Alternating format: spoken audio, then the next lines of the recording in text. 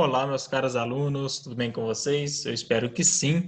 Na aula de hoje nós vamos fazer a correção, das questões, de sociologia do nosso simulado do ciclo 2, tá?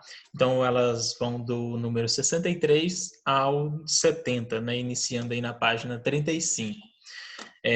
Então vamos lá. A cultura é compreendida como um conceito polissêmico, ou seja, com vários significados aí, e suas características demonstram que ela pode contraditoriamente ser estática, ou seja, vir de traços, antigos, ou ser dinâmica, mudar aí na nossa sociedade, se transformar, tá? No momento, no passado, era de uma forma, agíamos de uma forma e hoje agimos de outra, tá? E isso também com relação a outras sociedades.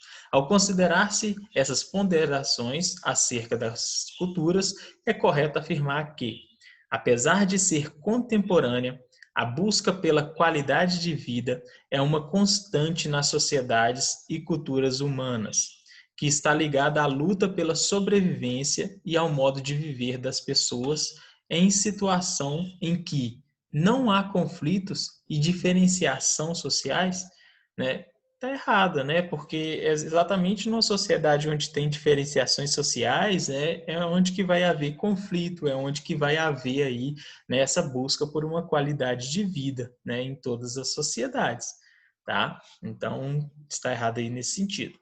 Letra B. O consumismo é uma prática que visa a satisfação das necessidades criadas no estágio atual do capitalismo e é incentivado pelos meios de comunicação. O desejo de consumo, que está vinculado à cultura greco-romana, já fora registrado durante o capitalismo industrial. Então, o que está errado nessa questão aqui é exatamente, o desejo de consumo aí vinculado à cultura greco-romana. Se não tivesse essa partezinha aqui, a questão estaria verdadeira, mas esse desejo de consumo não estava caracterizado aí nessa sociedade antiga. Letra C. A busca pela conquista do corpo belo e saudável está presente em várias sociedades. Verdadeiro. O que varia são as estratégias e os parâmetros para definir saúde e beleza ao longo do tempo e conforme as realidades sociais. Está certo, Ao longo do tempo, das sociedades, nós temos aí padrões de beleza diferenciados, Um comportamento aí saudável. Tá? Por exemplo, na Idade Média, no período do Renascimento, as mulheres gordinhas, as mulheres mais cheinhas, elas eram consideradas ali boas parideiras, boas reprodutoras, então elas eram vistas ali com um padrão de beleza superior, do que as mulheres magérrimas ali, que eram caracterizadas ali como pobres, desnutridas. Nós temos algumas comunidades tribais em algumas partes ainda da África, em que as mulheres colocam aquelas argolas no pescoço, para alongar o pescoço, desde criancinha, porque mulheres ali pescoçudas são consideradas mais bonitas dentro daquela, comunidade ali, dentro daquela tribo. Na China, nos períodos dinásticos, de antigamente, as meninas, ainda pequenininhas ali, colocavam os seus pés, dentro de sapatinhos, bem menores do que, o que comportava os seus pés, chegando até a atrofiar, os seus dedos ali, o seu pé. Por quê? Era um padrão de beleza, ter o pezinho pequenininho lá na China. Tá? Então, isso vai variar esse padrão de beleza, essa ideia de corpo, nas sociedades. Então, e isso existe, Então, não deixa de existir. A busca pela conquista do corpo belo e saudável está presente em várias sociedades. Toda sociedade vai caracterizar ali um padrão de beleza, tá? Então, resposta certa, C. D. As concepções locais sobre desenvolvimento e sucesso estão presentes em planejamentos governamentais da América Latina e influenciaram ações em projetos econômicos e culturais existentes aí desde meados do século XX. Bom, Aqui nós não temos, né, muita questão aqui de sucesso, né, nas questões de planejamento aí governamental da América Latina, tá? E, de toda forma, essas ações aí de projetos econômicos aí, né, elas vêm de um tempo bem anterior, tá? Mas também não está relacionado aqui à questão de cultura, né? Nós estamos falando mais de uma questão aqui de econômico aqui, tá? Letra E.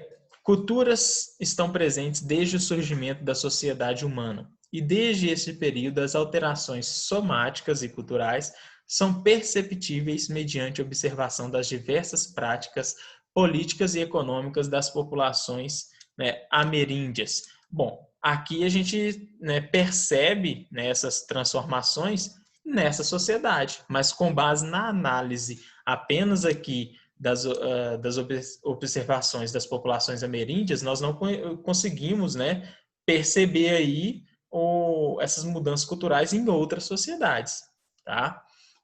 Então, as culturas são presentes desde o surgimento da sociedade humana, correto. Desde esse período, as alterações somáticas e culturais são perceptíveis mediante observação das diferentes práticas políticas e econômicas das populações ameríndias? Não, né? Só dessa comunidade, né? Mas não quer dizer que observando as populações ameríndias eu vou compreender, né, essas alterações de uma outra sociedade, né? Eu teria que analisar a história, né, daquela sociedade lá em si. Então, a resposta correta da 63, letra C.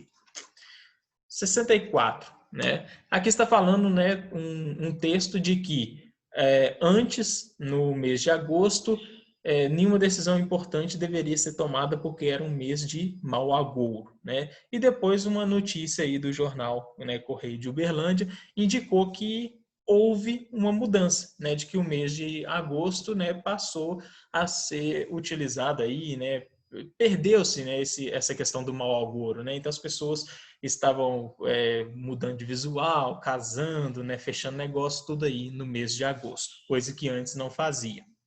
Então, está falando aí até de um caráter, né, de transformação cultural também. Tá? Então, considerando o enunciado acima e o conceito antropológico de cultura, marque a alternativa correta. A. As práticas culturais manifestadas em superstições são típicas apenas em sociedades onde o nível de escolarização é baixo e o papel da ciência desqualificado? Não, né? Senão, nenhuma grande cidade, né? Nenhum lugar onde que a ciência, né? Senão, no mundo de hoje, praticamente, né, não existiria superstição. E a gente sabe que na nossa sociedade, né, nós estamos repletos aí de superstições, né? Mês das noivas, mês de não sei o quê, né? Várias crenças, né? Vou deixar o meu chinelo virado ali, né? Senão minha mãe vai morrer, né? Tipo assim, são crenças que estão na nossa sociedade, né? Típicas aí da nossa cultura, e nem por isso quer dizer que nós temos um nível de escolarização baixo, né? Ou não acreditamos aí no papel da ciência, tá? Letra B. Só há pureza e autenticidade nas manifestações provindas da zona rural, não contaminadas pelas vertiginosas transformações do mundo urbano.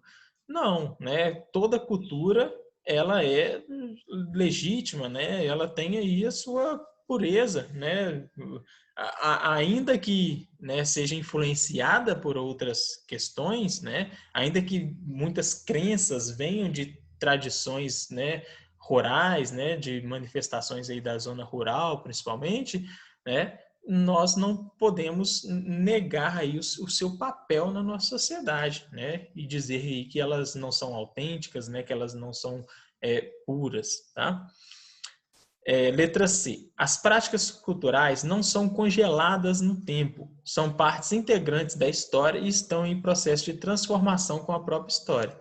Correto, né? O que eu falei com vocês, né? Está num constante mudança. No momento, o mês de agosto era o mês de mau agouro. No outro momento, já não é mais, né? Então, mudou, tá? Então, está num processo cultural de transformação junto com a história, tá? Então, tá certo. Letra D. As manifestações culturais populares passam por um processo de descaracterização, pois para permanecerem autênticas e tradicionais devem reproduzir integralmente o passado e evitar, né, mudanças.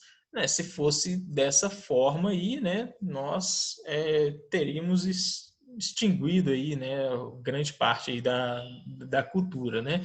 Mas a gente viu que não é que ela passa, né, por que elas, quer ver? As manifestações culturais populares passam por um processo de descaracterização, né? Não, elas passam por um processo de transformação, tá? Perde algumas características, perde, né? Mas ela recebe outras, tá? Então, para permanecerem autênticas e tradicionais, devem reproduzir integralmente o passado e evitar mudanças. Isso não corresponde aí ao conceito aí de cultura, né, que é um conceito que está em constante mudança. As verdadeiras práticas tradicionais não se alteram com o tempo e são reproduzidas da mesma forma como foram originadas, né? Está errado aí mais uma vez, né, devido a esse caráter cultural de transformação, né, a cultura enquanto transformação, tá? Letra E, número 65. A separação entre cultura popular e cultura erudita, com a atribuição de maior valor à segunda, está relacionada à divisão da sociedade em classes, ou seja, é resultado e manifestação das diferenças sociais. Há, de acordo com essa classificação, uma cultura identificada com os segmentos populares e outra superior, identificada com as elites, né? Sobre a cultura erudita e cultura popular, é correto afirmar: a chamada cultura popular abrangeria expressões artísticas como a música clássica de padrão europeu, as artes plásticas, esculturas e pinturas, o teatro e a literatura de cunho universal. Está errado, né? Porque a cultura popular, né, ela não vem aí desse cunho universal, né, das artes plásticas, né, do padrão europeu, né? Isso é tido aí de uma elite, né? Então o popular estaria excluído, né, dessa questão da música clássica, né? Enfim, né, dessas questões aqui, né, que é tido, né, perpassado aí para a gente, foi construído isso, né, como pertencente aí às elites. Letra B. A chamada cultura erudita abrangeria aí expressões artísticas como a música clássica de padrão europeu, as artes plásticas, esculturas e pinturas, o teatro e a literatura de cunho universal. Aí está correta, né? Se essa daqui está errado, né, de cultura popular, nós temos aí a cultura erudita, né, identificada com as elites, né, que é tida aí como uma manifestação aí, né, superior, tá? Com atribuição de mais valor, devido a essa classe, né, identificada aí como elite. Letra C. A chamada cultura erudita encontra expressões nos mitos e nos contos. Não, né? Aqui a gente já vê que está errada essa questão, né? Devido aí a ser cultura erudita, que é identificada aí, né, com as elites. D. A chamada cultura erudita inclui expressões urbanas recentes, como os grafites. Também, né, a gente já vê aí que está errado, né? A cultura popular é que inclui, né, essas expressões. O folclore é a mais alta expressão da cultura erudita. Então, né, também mais uma vez aqui errada, né? A cultura erudita aí, mais uma vez, representada aí pelos interesses, né, pelos gostos aí das elites, né, e o folclore está aí na popularidade, né, no popular de uma sociedade. Então, resposta correta, letra B. 66, né? Nós temos dois cartazes aqui dos Jogos Olímpicos, um de 1936 em Berlim, né, e um de 1964 em Tóquio, né? Vamos lembrar que o contexto aqui das Olimpíadas de Berlim, né, está num contexto aí, né, pré-Segunda Guerra Mundial, né, num contexto da política nazista, tá? Então, está falando aqui, né, quais são as ideias que esses dois cartazes, né, representam aí, respectivamente. Então, primeira ideia, segunda ideia. A. Defesa do militarismo e hierarquização dos povos. Bom, a gente não consegue, né, ter uma ideia aqui, né, de uma defesa de militarismo, né, nesse cartaz, né, dos jogos, mas ainda poderia ser. Mas aqui também, né, nós não temos uma hierarquização, né, dos povos, né, porque como que a gente vai indicar que está, né, tendo essa hierarquização dos povos, né? Quais são os indícios, né, de uma hierarquização dos povos aqui, tá? Não tem como afirmar. B. Culto do arianismo e valorização das diferenças raciais. Bom, aqui a gente já consegue, né, identificar esses traços, né? O culto do arianismo, né? Aqui nós temos um único homem aqui, que provavelmente, né, é o alemão, né? O ariano, né? Mostrando aqui os símbolos, né, do germânicos, tá? Então, né, nós temos aí o arianismo presente nesse cartaz. E aqui nós temos uma valorização das diferenças raciais, né? Olha só, nós temos um japonês, nós temos aqui um branco, né? Pode ser né, de qualquer país aí, nós temos aqui um negro, também pode ser de qualquer país, tá? Mas, né, essas diferenças raciais aqui todos juntos, né? Mostrando aí que os Jogos Olímpicos, né, têm essa valorização aí. Então, resposta correta, letra B. Né? Letra C, hegemonia da cultura ocidental? Não, né? Porque aqui a gente não consegue, né, demonstrar essa questão da hegemonia da cultura ocidental, que abrange, né, diversos povos, né? E aqui também a gente não consegue identificar essa unificação dos países, né? O que quer dizer isso, unificação dos países? Isso é algo muito abrangente, né? Quais países estão sendo unificados e estão querendo ser representados aqui? Não dá para a gente, né, interpretar, né, entender isso aqui. Exaltação do patriotismo? Bom, pode até ser, né? Numa questão aqui patriótica, né, do alemão, né? Apesar de que não sei se faria muito sentido não, tá? Mas pode até ser. Mas a outra aqui, ó, evidência da igualdade social. Olha, onde que eu estou vendo as características aqui, né, sociais dessa pessoa, né? Um atleta ele pode ter uma condição social inferior à do outro, tá? Então aqui não está evidente essa questão da igualdade social. Letra E, busca do cosmopolitismo, né? Ou seja, né, a busca ali do cidadão, né, o cidadão do mundo, dos grandes centros urbanos, né? Não conseguimos ter nenhuma identificação desse tipo, né? E desigualdade entre os países. Também a gente não consegue identificar nenhum aspecto de desigualdade aqui. Então, o mais correto que encaixa nessas duas interpretações é a letra B. 67.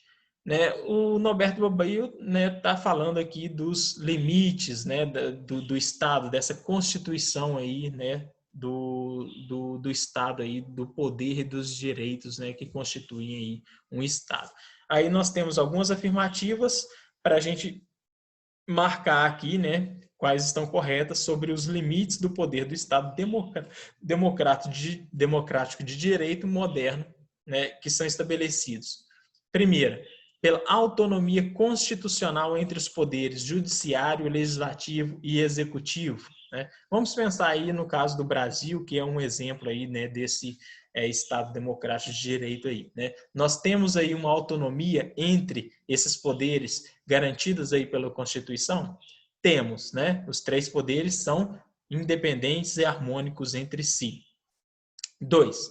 Por normas legais definidas por processos legítimos que regulam e estabelecem direitos e deveres tanto para governantes quanto para indivíduos na sociedade? Sim, né? Todos os indivíduos, né, seja os governantes, seja, né, os demais cidadãos, né, são regulamentados aí por uma série de direitos e deveres, né, que estão legitimados na Constituição. Então, não é porque a pessoa é presidente, é governador, é prefeito, que ela vai estar, né, fora desses direitos e deveres. Tá? Claro que vai ter algumas diferenciações, né, devido ao cargo que ocupa ali, né, mas, né, todos eles têm direitos e deveres. 3. Por normas legais que subordinam os poderes judiciário e legislativo ao poder executivo e asseguram a prevalência dos interesses do partido majoritário. Não, né? Nós não temos aí uma subordinação de algum poder sobre o outro, não. Eles são independentes e harmônicos entre si. Tá? Então, 3 está errado. Por normas legais que asseguram que todos os cidadãos tenham garantias individuais mínimas, como o direito à defesa, o direito a ir e vir e o direito a manifestar suas opiniões. Sim, como está garantido lá no artigo 5º da Constituição. Tá? Então, 1, 2 e 4, correta. 1, 2 e 4, correta é a letra D. Tá? Aqui na 68 nós temos, né, um texto falando, né, sobre a cultura aí dos otakus, né, jovens aí aficionados pela cultura pop japonesa, né, não só no Brasil, mas, né, numa questão aí mundial, né, devido a uma produção midiática, né, a um consumo, né, desse produto, né, dessa cultura aí, né, japonesa, tá? E aí nós temos aí, considerando a relação entre os meios de comunicação e formação de identidades, tal como é abordada no texto, a noção que explica este fenômeno na atualidade é a de A. Tribalismo das culturas juvenis? Sim, né? A cultura dos otakus, né, é uma questão aí de tribo, né? De tribo aí entre os jovens, né, espalhados aí pelo, né, mundo, assim como existem outras tribos, né? Tribos dos skinheads, né? Tribo das Girls, né? Enfim, várias outras tribos. Então, né, está relacionado aí a esse tribalismo. Assim como já existiu os emos, né? Nem sei se tem mais essa tribo aí, essa classificação de emo aí mais. B. Alienação das novas gerações? Não, não é só porque ela vai consumir esse tipo de cultura vai pertencer a uma tribo, né, a um grupo, que ela vai estar, né, alienada, tá? Que os jovens vão ser alienados, né, vão estar fora aí, né, não vão reconhecer nada fora dessa bolha. Hierarquização das matrizes culturais, né, não é também só porque ele, né, consome, né, pertence a uma tribo, consome produto cultural, né, de outro lugar, né, que nós temos essa visivelmente aí essa hierarquização aí, né, de uma cultura superior à outra, tá? Passividade das relações de consumo? Não, né? Nós não temos uma passividade, né? Nós temos aí, né, uma questão assim mais ativa de consumir, né, essas culturas, né, que a mídia, né, nos mostra, né, que os meios de comunicação aí nos mostram. Deteriorização das referências nacionais, também, né, nós não podemos falar que esses jovens, né, vão perder as suas referências nacionais por consumir, né, cultura aí de outro país, tá? que origina-se, né, de outro país.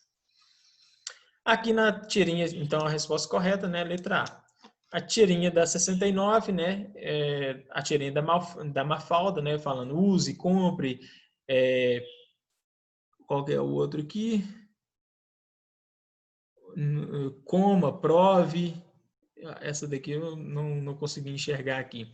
O que eles pensam que nós somos, né? As palavras aqui imperativas, né? Típicas aí das propagandas, né? Dessa produção aí da cultura de massa.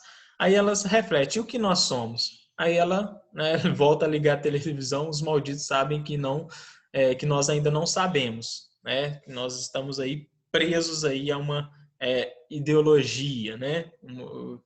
Marcada aí, né, na nossa sociedade. Então, ela apresenta o poder que a mídia exerce sobre as pessoas, criando a ideologia e a cultura de massa, valiosa para a organização da sociedade capitalista. Então, essa sociedade capitalista ela tem uma ideologia, né, que gera aí uma cultura de massa, né? Nós somos influenciados por essa ideologia que, né, chega até nós em grande parte pelas mídias.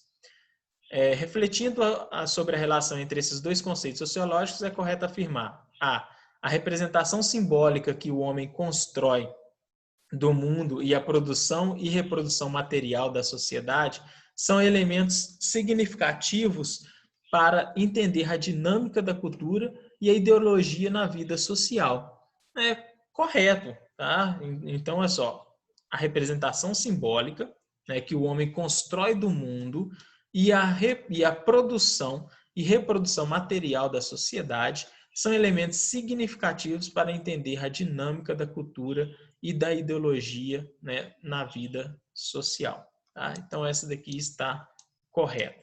Letra B.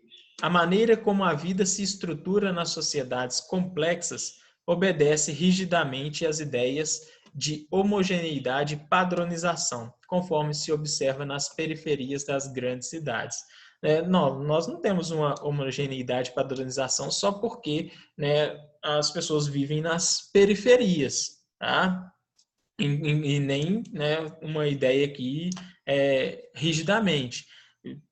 Por exemplo, periferias, né, de Nova York é diferente das periferias de São Paulo. Tá? Então, essas ideias aqui, né, não são padronizadas, não são construídas rigidamente. Tá? A ideologia é importante para a formação cultural das sociedades, mas estas são categorias sociológicas independentes, reforçando a ideia de que os grupos sociais são influenciados por fatores, né, subjetivos.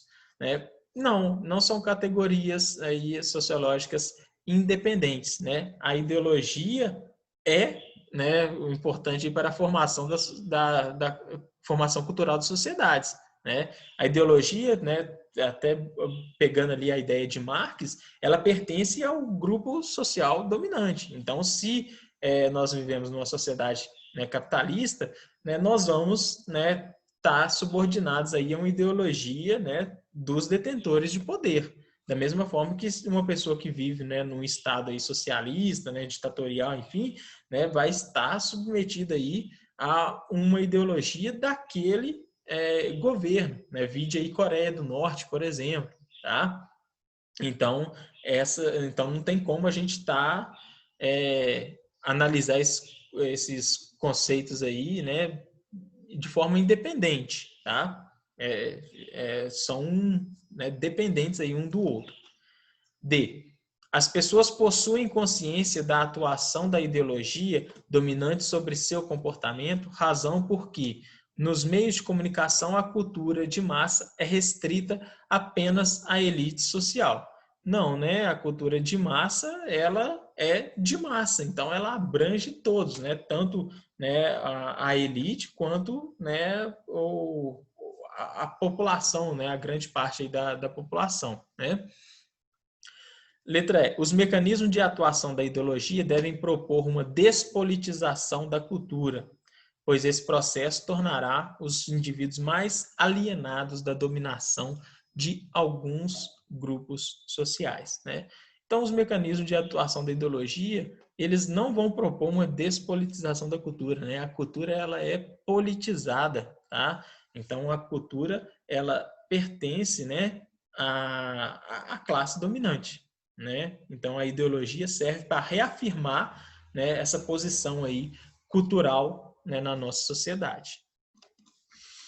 E a 70, a última aí, né, sobre o processo de indústria cultural e a questão aí, né, da produção, né, da cultura de massas. Né? Então, nós estamos falando de uma indústria cultural, né, que vem aí dos textos de Theodor Adorno, né, e Max Horkheimer, que a gente ainda vai ver, né, nas aulas de filosofia, mas como a gente já abordou, né, sobre cultura, indústria cultural nas aulas de sociologia, né, nós trouxemos essa questão aí para vocês. Né? Então, aqui está falando, um ponto decisivo para a compreensão do conceito de indústria cultural é a questão da autonomia do artista em relação ao mercado.